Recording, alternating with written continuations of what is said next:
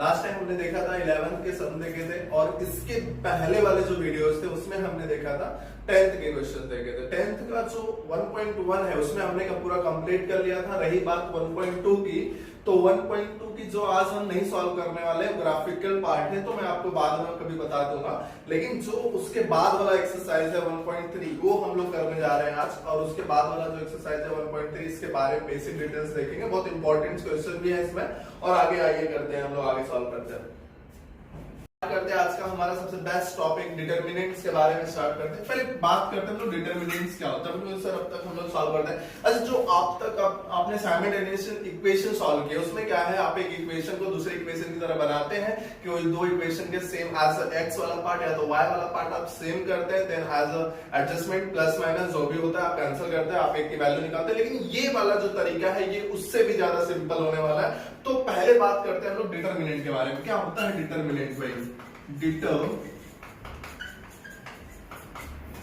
Determinant के बारे में देखो, डिटरमिनेंट के बारे में बात करते हैं। डिटरमिनेंट क्या होता है, जैसे सपोज करो एक कोई मेरे पास ऐसा इस तरीके से आपको कुछ बनाना है। मेरे पास एलिमेंट्स है a b c and d, okay. अब तो ये आया कहां से? देखो एक हमारे पास इक्वेशन क्या होता है, हमारे पास साइमल्टेनियस जो इक्वेशन हम सॉल्व करते हैं वो इस तरीके से होता है, A X plus B Y is equal to C.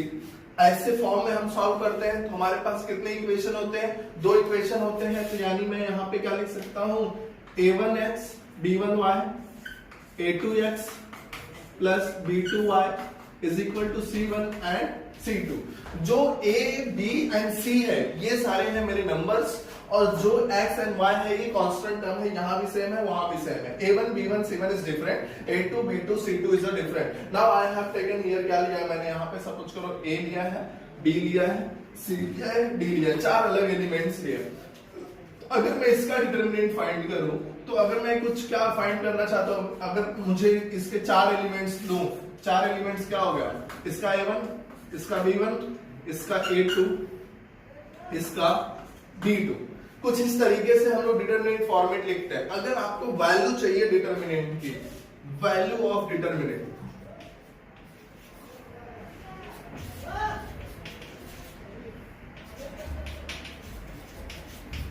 Value कैसे फाइंड करोगे आप? Cross multiplication. क्या करना है भाई, a b minus b c. अब कोई भी वैल्यू अगर आपको डिटरमिनेंट की फाइंड करनी है, cross multiplication a d minus b c, इस तरीके से आप किसकी वैल्यू फाइंड करोगे? डिटरमिनेंट की। बोलोगे सर कैसे फाइंड करेंगे? एक एग्जांपल देता हूं मैं आपको। एग्जांपल आपके टेक्स्ट बुक का ही दे देता हूं, बहुत इंपॉर्टेंट है ये। क्या है देखो, 2√3 9 2 3√3। अब बोलोगे सर इसका मुझे डिटरमिनेंट वैल्यू फाइंड करके दिखाओ। मैंने क्या बोला आपको? क्रॉस मल्टीप्लिकेशन, मतलब ये वाले टर्म का मल्टीप्लाई इसके साथ, ये माइनस ऑफ ये वाले टर्म का मल्टीप्लाई इसके साथ, ये ठीक है, ये 9 है। अब ध्यान दो, मैंने क्या बोला, AD मतलब इसका इसके साथ मल्टीप्लाई किया था। देखो रूट के बाहर वाले का रूट के बाहर वाले के साथ मल्टीप्लाई करते हैं, 3 2 6, √3 into √3 that will be 3। इसके बाद क्या है भाई, माइनस माइनस, फिर क्या किया मैंने, इसका इसके साथ मल्टीप्लाई किया, same 2 9 18, 6 3 18 minus 18 and the value comes out to be 0। तो ये रहा मेरा एक नॉर्मल सा एक एग्जांपल दिया मैंने आपको। इस तरीके से हम कोई भी डिटरमिनेंट की वैल्यू फाइंड कर सकते हैं। अभी तक हमने क्या देखा भाई, डिटरमिनेंट क्या होता है उसके बारे में हमने बेसिक चीजें पता करी। अब आगे जब हम बढ़ते हैं तो हमको एक बहुत फेमस मैथमेटिशियन का नाम पता चलता है। क्या नाम है उसका? क्रैमर। ये देखो जो मैंने क्रैमर के बारे में कुछ बातें लिखी, उसके बारे में कुछ बातें लिखी। क्रैमर कौन था भाई?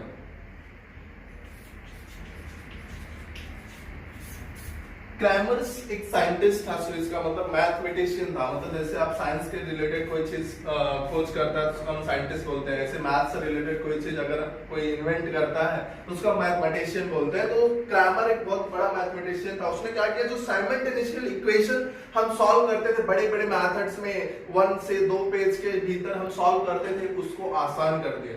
कैसे आसान करते हैं बोलोगे सर देखो, अब आते हैं हम लोग, ये इसका एक्चुअली मीनिंग ग्रामर के साथ है भाई। अब देखो क्या करते हैं हम लोग, ये जो मैंने लिखा है a1x1, यहाँ पे देखो रिलेशन क्या है, a1 is a different, b1 is a different, c1 is a different. अब देखो x y सेम है कांस्टेंट टर्म, तो x और y ही निकालना है मुझे। तो अगर मुझे पहली बात जो डिटरमिनेंट, देखो ये जो मैंने निकाल के रखी है किसकी वैल्यू है, डिटरमिनेंट की। बोलोगे सर ये c1 और c2 भी तो है, हाँ ठीक है उसका भी यूज है। अब देखो अगर मुझे एक d की वैल्यू फाइंड करनी है, मतलब वैल्यू ऑफ डिटरमिनेंट, तो हम कैसे फाइंड करेंगे, a1 लिया, इधर से b1 लिया, इधर का a2, इधर का b2।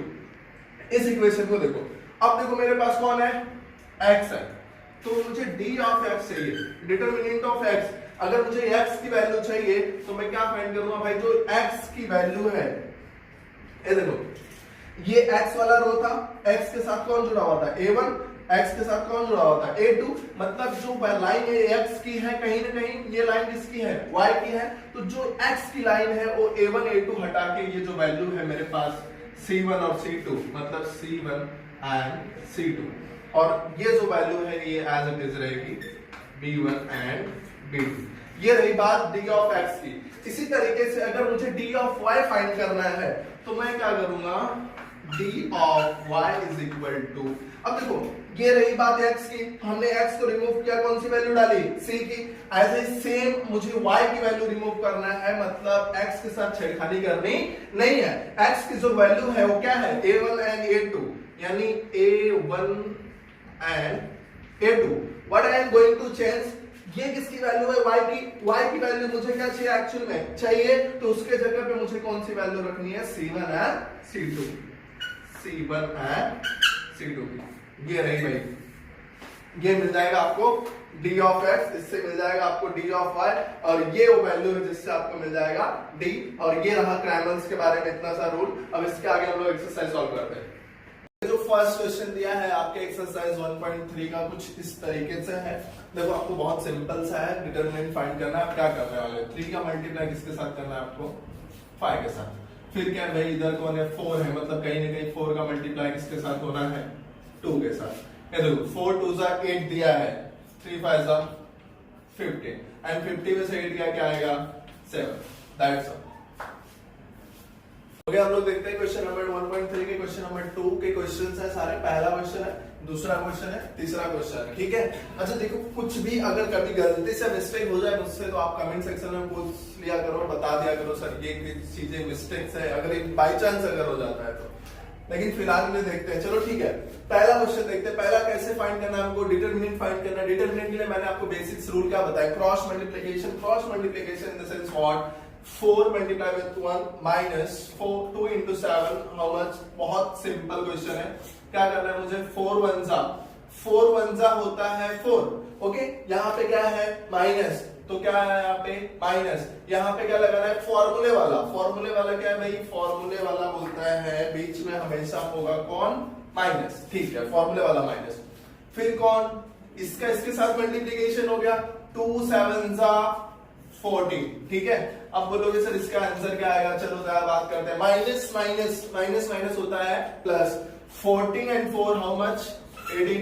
और साइन कौन सी होती है हमेशा, माइनस माइनस। अगर दोनों टर्म माइनस माइनस में हो तो उनको हम ऐड करते हैं, और साइन हमेशा उनकी होती है माइनस की। तो पहले का जो आंसर है कहीं ना कहीं -18 आएगा। ओके, आते हैं दूसरे क्वेश्चन पर। अब इसमें क्या करना है, देखो इसमें भी वही करना है जो हमने उसमें किया, 0 into 5 दैट विल बी 0। ठीक है, फिर फॉर्मूले वाला माइनस लगाया, माइनस। फिर देखो 7 3 जा क्या होता है 21। यहाँ पे क्या है माइनस, तो क्या हो गया माइनस ऑफ 21। अब वो माइनस और ये माइनस जब आपस में टकराएंगे दैट विल बिकम प्लस। अब क्या बचा 21, मतलब कहीं ना कहीं जो इसका आंसर आना था कितना आ गया 21। चलो बात करते हैं इसकी। बोलोगे सर ये क्या दे दिया आपने भाई, ऐसा कुछ कैलकुलेशन है डिनोमिनेटर न्यूमरेटर फॉर्म में, तो बहुत इजी सा है, जैसा अब तक किया वैसे सेम करना है, इसके साथ भी वही करना है। चलो इसका मल्टीप्लाई इसके साथ, मतलब क्या है ये 7/3 मल्टीप्लाई बाय 1/2। ओके, बीच में क्या होता है हमेशा माइनस, किसका, फॉर्मूले वाला। अब कर दो, इसका भी सेम मल्टीप्लीकेशन करो, क्या है 5/3 into 3/2। ठीक है, अब क्या 7 1 जा 7, 3 2 जा 6, माइनस 5 3 जा 15, 3 2 जा 6। डिनोमिनेटर सेम है क्या? हाँ जी, इसका भी डिनोमिनेटर 6 है, इसका भी डिनोमिनेटर 6 है। और जब डिनोमिनेटर होता है सेम तो हमने लिखा कॉमन डिनोमिनेटर, ठीक है। फिर ऊपर क्या है 7 माइनस 15, 15 में 7 गया माइनस 8/6। ऐसा कोई टर्म है क्या जो दोनों के पार्ट, जिसके पहाड़े में दोनों ही आते हो? हाँ जी, 2 है, 2 4 जा 8, 2 3 जा 6, यहाँ माइनस ऑलरेडी है। हाँ, तो ये हो गया भाई इसकी value minus of 4/3। Student start करते हैं हम लोग क्वेश्चन नंबर 3 का। क्वेश्चन नंबर 1, अब देखो इसके अंदर आप बोलोगे सर आप जैसे देख रहे हो आपके मन में खुशी हो रही है, सर आप तो सिखाया था 1.1 में, लेकिन आपको वैसा नहीं करना है। अभी हमने क्या सीखा भाई? क्रैमर के बारे में। किसके बारे में सीखा हमने? क्रैमर के बारे में सीखा। क्रैमर्स के रूल क्या थे? क्रैमर्स के रूल थे भाई, पहले मुझे डी फाइंड करना है, ठीक है। डी फाइंड करना है मतलब कहीं ना कहीं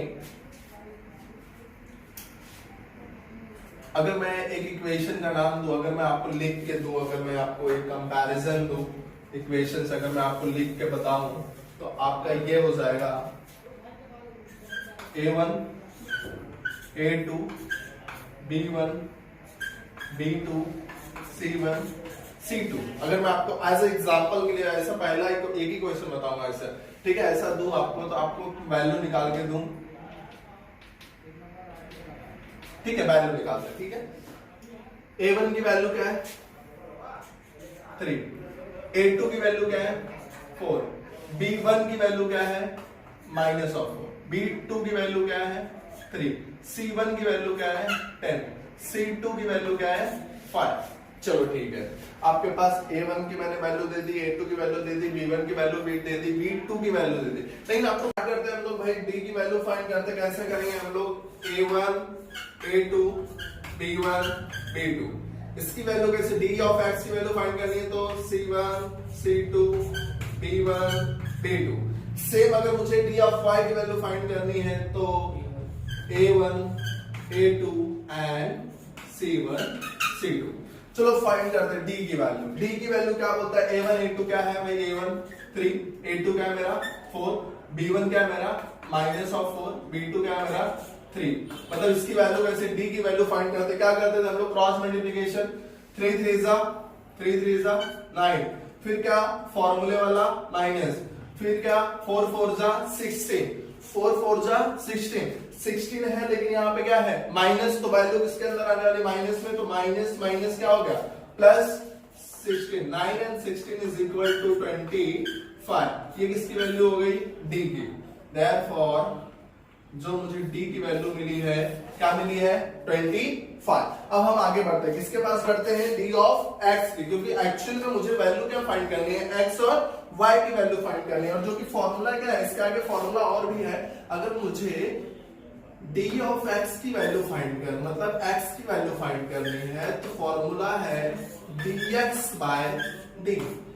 अगर मुझे Y की वैल्यू फाइंड करनी है तो फॉर्मूला है dy बाय D, ठीक है। पहले इन सब से गुजरते हैं फिर इसके पास आते हैं। तो अभी मुझे क्या फाइंड करना है? अभी मुझे फाइंड करना है, मैंने D फाइंड किया, अब मुझे क्या फाइंड करना है? D of X। D of X is equal to, क्या बोला मैंने? D of X is equal to, सबसे पहला A1 A2 रिमूव कर दो, मतलब है देखो C1 C2 क्या है मेरा? 10 and 5, ठीक है। इसके बाद क्या है भाई? इधर B1 B2 क्या है मेरा? -4 and 3, -4 and 3। अब ध्यान दो, अब मेरे पास इतनी सी वैल्यू, आप डिटरमिनेंट की वैल्यू आप फाइंड करना चाहते हो, क्या करोगे आप लोग? कैसे करते हो? 3 10 इसका मल्टीप्लाई से क्रॉस मल्टीप्लिकेशन करोगे, 10 3 कितना हो गया भाई? 30, फॉर्मूले वाला माइनस, 5 4 20, इधर क्या है? माइनस, तो 20 क्या होगा? माइनस में, माइनस और ये माइनस बिकम प्लस, तो आया क्या भाई? 20, तो मतलब 30 + 20 comes out to be what? 50। अगर कहीं ना कहीं मैं एक बात देखूं, मेरे पास जो D ऑफ X की वैल्यू आई है वो कितनी आई है? 50। अब मेरे पास d की वैल्यू है, मेरे पास dx की वैल्यू है। अब मैं किसकी तरफ जाऊंगा, d of y, d of y की तरफ जाने के बाद मैं क्या देखता हूँ, फॉर्मूला लिख के रखा है मैंने a1 a2 को मुझे कुछ नहीं करना है, टच नहीं करना है। देखो जहां पे b1 और b2 थे उनको रिप्लेस करके मैंने क्या डाला है, c1 है c2। तो a1 और a2 जो है मेरी वैल्यू क्या है a1 और a2 की 3 and 4, 3 and 4। अब क्या बोलते हैं भाई, मुझे किसकी वैल्यू फाइंड करनी, y की। तो ये वाला जो कॉलम है किसका है, x का, ये वाला कॉलम है किसका, y का। तो जब वैल्यू y की फाइंड करनी है तो मुझे y वाले कॉलम को रिप्लेस करना है किसके साथ, c1 c2 के साथ। क्या है 10 and 5, 10 and 5। Okay, cross multiplication value of determinant कैसे फाइंड करते हैं, 5 3 15, फिर का फॉर्मूले वाला माइनस 4 10 40, क्या आएगा 10 में से 5 गया 5, 3 में से 1 गया 2, bigger number is 40 and sign of for bigger number is minus, so this will be minus। तो कहीं ना कहीं मेरे पास जो d of y की वैल्यू आई है कितना आई है, -25। ठीक है, और मेरे पास किसकी वैल्यू है, d की वैल्यू है, मेरे पास d of x की वैल्यू है, मेरे पास dy की वैल्यू है। मुझे फॉर्मूला x और y मिल जाएगा, हाँ जी x y मिल जाएगा।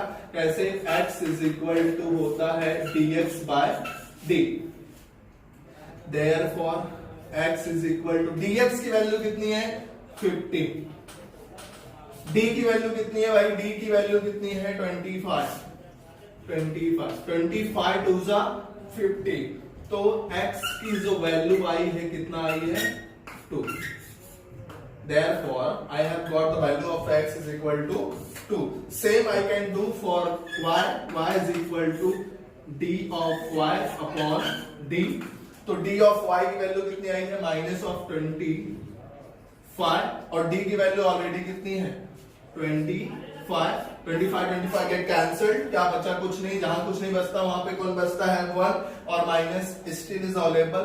अब क्या है y is equal to -1 and this is the value of y। Get a screenshot and move on. Student start करते हैं हम लोग क्वेश्चन नंबर 2। अब देखो इसके अंदर क्या दिख रहा है, इसके अंदर पहले इक्वेशन को अरेंजमेंट करो। इक्वेशन हमेशा आपका किसके फॉर्म में होना चाहिए, ax plus by is equal to c। इस तरीके से दिख रहा है क्या, नहीं। तो इसको हम लोग कन्वर्ट करते हैं भाई, क्या है ये 4x plus 3y, यहां तक ठीक था, ये -4 है, लेके जाओ उधर, तो क्या आया +4। सेम थिंग हम लोग यहाँ पे क्या करेंगे, 6x इधर ही, 6x इधर ही है, -5y इधर लो, क्या हो गया भाई +5y इज इक्वल टू +8 उधर ऑलरेडी बैठा है, तो उसके साथ छेड़खानी मत करो। ठीक है, ये रहा मेरा इक्वेशन मेरा आ चुका है। अब मैं क्या करूंगा, वैल्यू फाइंड करूंगा, किसकी वैल्यू फाइंड करनी है, जो ये है मेरा, ये है a1, ये क्या है मेरा b1, ये क्या है मेरा c1। एग्जैक्टली ये मैं लिख रहा हूं, आप लोग नहीं लिखोगे एग्जाम में। ये क्या है मेरा a2, ये क्या है मेरा b2, और ये क्या है मेरा c2। ठीक है, अब ध्यान दो, मुझे क्या फाइंड करना होता है, पहला टॉपिक पहले बाद में क्या फाइंड करता हूं, d इज इक्वल टू क्या होता है a1 a2 b1 b2। a1 क्या है मेरा 4, a2 क्या है मेरा 6, b1 क्या है मेरा 3, b2 क्या है मेरा 5। Okay, find the value of determinant कैसे फाइंड करते हो आप, क्रॉस मल्टीप्लिकेशन से। क्या हो गया 5 4 जा 20 -6 3 जा 18, मतलब वैल्यू कितनी आ रही है 2। तो इसलिए देयरफॉर d की वैल्यू आपके पास कितनी आ गई है 2। ओके, अब हम लोग किसके पास जाते हैं, d ऑफ x के। d of x is equal to same thing. अब मुझे x फाइंड करना है, तो ये जो कॉलम होता है x का, ये जो कॉलम होता है y का। तो जब x की बात करूंगा तो x को रिप्लेस करूंगा मैं किससे, c1 और c2 से। तो c1 क्या है मेरा 4, c2 क्या है मेरा 8, और ये वाला जो लाइन है y की एज इट इज रखूंगा, क्या है 3 and 5, तो क्या रखा मैं 3 and 5। And same thing find the value of determinant is over here. क्या करोगे 5 4 जा 20 -8 3 जा 24, तो वैल्यू कितनी आती है भाई 20 में से 24 गया, प्लस माइनस क्या होगा माइनस, तो कितना आया 4, और बिगर नंबर कौन है 24, और उसके बिगर नंबर की साइन क्या है माइनस, तो we will take what minus, therefore the value of d of x is equal to -4. Okay, now we are going to find the value of d of y. d of y is equal to, क्या करना है मुझे, जो x वाला column है यहाँ से, सबसे पहले आप हमेशा हर एक बार सिर्फ आप इस d की वैल्यू को देखोगे, तो जब मैं आता हूँ इसके बारे में फाइंड करने वाला हूँ मैं x, ये देखो ये जो कॉलम होता है y x का होता है, ये जो होता है किसका y का होता है, मुझे फाइंड क्या करना है y का, तो आप सब इसमें क्या लिख रहे हैं, क्या क्या है 4 and 6, मतलब इसके साथ कोई छेड़खानी करनी नहीं है, 4 and 6 एज इट इज मैंने लिखा, मुझे वैल्यू किसकी चाहिए y की, तो y वाला कॉलम रिप्लेस करके उसके जगह हम लोग लिखेंगे c1 एंड c2, c1 की वैल्यू कितनी भाई 4, c2 की वैल्यू कितनी है 8, तो 4 है ना 8, find the value of determinant as same, do the cross multiplication, at 4s are 32 minus 6 4s are 24, तो कितना आता है 32 में से 24, 12 में से 4 गया 8, and the final value is 8, therefore value of d of y is equal to 8, किसकी वैल्यू आ गई मेरे पास, d of y की वैल्यू है, I having a value of d, I having a value of dx, so हमको क्या find करना है, x की वैल्यू होती है dx बाय d, तो dx की वैल्यू कितनी है भाई माइनस ऑफ 4, d की वैल्यू क्या है 2, कैंसिल क्या आ गया -2, तो x is equal to, therefore x is equal to minus of 2, फिर रही x की वैल्यू, सेम थिंग हम लोग y के बारे में बात करेंगे, y इज इक्वल टू क्या होगा d of y upon d, तो d of y कितना आया भाई 8, d कितना आया है 2, 2 4s are 8, so I have got the value of y is equal to 4, and this is the final answer. Take a screenshot, move on. Start करते हैं हम लोग क्वेश्चन नंबर 3, आज का ये लास्ट क्वेश्चन है, ठीक है, x plus 2y is equal to minus of 1, 2x minus 3y is equal to 12, अगर मैं इसको देखता हूँ ध्यान से, मुझे ये बात कंफर्म हो जाता है, जो इक्वेशन है वो अपने फॉर्मेट में है, तो मैं बात कर लेता हूँ, जो इसके साथ कोई नहीं है, मतलब a1 is equal to क्या है 1, जिसका कोई नहीं होता उसका होता है 1, सबका मालिक 1, यहाँ पे जो मैं बात करूं b1 की, तो b1 है कौन 2, और जब मैं बात करूं c1 की, तो c1 है -1, सेम थिंग अगर मैं a2 की बात करूं, तो a2 इज इक्वल टू क्या है 2, b2 इज इक्वल टू क्या है -3, and c2 is equal to क्या है 12। चलो मेरे पास कौन कौन है, मेरे पास a1 a2 है, मेरे पास b1 b2 है, मेरे पास c1 c2 है, मुझे सबसे पहला मैं किसके बारे में बात करता हूं, d के बारे में, d is the most important, ठीक है, d के बारे में बात करता हूं, तो पहला a1 a2 मतलब 1 and 2, फिर b1 b2 2 minus of 3, क्या करता हूं मैं, do the cross multiplication, -3 into 1 -3, इसके बाद क्या आता है फॉर्मूले वाला माइनस, 2 2s are 4, वैल्यू क्या आती है 4, -3 -4, माइनस माइनस बिकम प्लस, तो हमने क्या किया भाई, इसकी वैल्यू कितनी आ गई -7, कहीं ना कहीं d की जो वैल्यू है कितना आई है -7, इसकी वैल्यू है मेरे पास d की, अब मैं किसके पास जाऊंगा, d of x के, d of x के पास जाता हूं, तो मुझे क्या मैंने ये बता के रखा आपको, ये जो लाइन है x की है, ये जो कॉलम है आपका y का है, तो जब मैं बात करूंगा x का, तो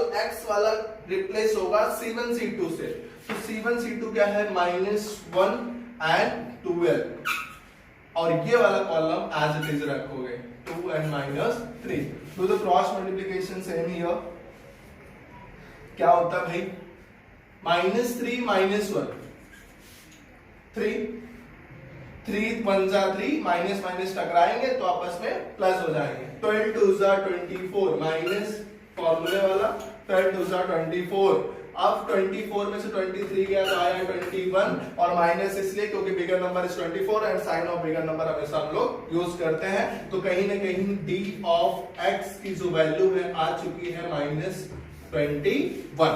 अब हम आगे बढ़ते हैं, आगे किसकी तरफ बढ़ते हैं, d of y के, डी ऑफ वाई की जो वैल्यू है कैसे निकलेगी भाई? मैंने क्या बात करी अब डी ऑफ वाई, वाई के बारे में बात कर रहा हूं, मतलब वाई का कॉलम रिप्लेस होगा C1 C2 से, तो x का कॉलम एज इट इज रख दो 1 एंड 2, y के कॉलम को रिप्लेस करना है -1 एंड 12। वैल्यू क्या आती है भाई? 12 1 जा 12 माइनस 2 1 जा 2 माइनस रहेगा, ये माइनस क्या होगा प्लस 2 एंड 12 एंड 2 इज 14, मतलब कहीं ना कहीं d of y की वैल्यू कितनी आ चुकी है 14। Now I having a value of d, I having a value of d of x and value of d of y, तो मुझे क्या फाइंड करना है? x की वैल्यू क्या होती है भाई? dx by d, तो मतलब dx की वैल्यू कितनी है? -21। d की वैल्यू कितनी है? -7। माइनस माइनस कैंसिल, 7 3 जा 21, therefore x is equal to 3. I have got the value of x. Same thing I will do for y. y is equal to d of y is upon d. अब ध्यान दो, d of y कितना मिला है मुझे? 14। d की वैल्यू कितनी आई है मेरी? -7। 7 2 14, माइनस बच गया, तो therefore y is equal to -2, and this is my final answer for question number 3. Students, I hope आपको वीडियो अच्छा लगा होगा। अगर आपको वीडियो अच्छा लगा आप प्लीज लाइक कर दीजिए, शेयर कर दीजिए एंड सब्सक्राइब कर दीजिए। अपने दोस्तों को भी शेयर करिए। हमारा मिशन ही है हम बहुत ज्यादा बच्चों तक पहुंच पाए और बहुत ज्यादा बच्चे यहाँ से हमारे यहाँ से पढ़ सके। ठीक है, चलो मिलते हैं।